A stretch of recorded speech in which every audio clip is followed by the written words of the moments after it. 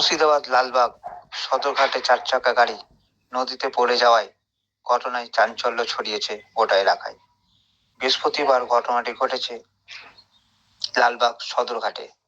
গাড়িটি নৌকাতে তোলার সময় নিয়ন্ত্রণ হারিয়ে গঙ্গার জলে পড়ে যায়।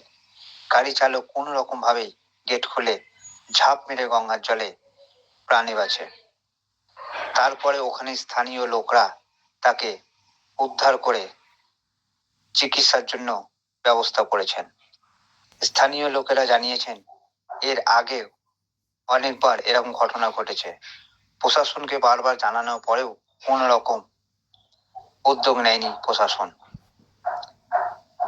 স্থানীয় লোকের তৎপরতায় ও পুলিশ প্রশাসনের তৎপরতায় গাড়িটি জল থেকে তুলে নিয়ে আসা সম্ভব হয়েছে।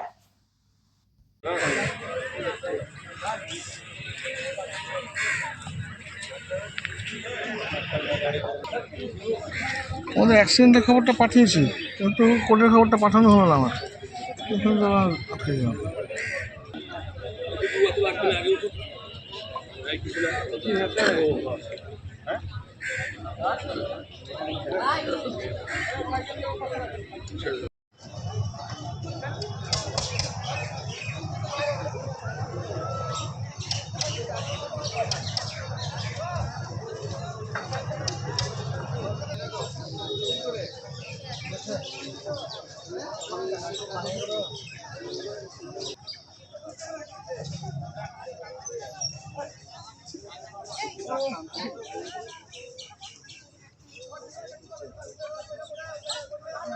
এইদিকে সরে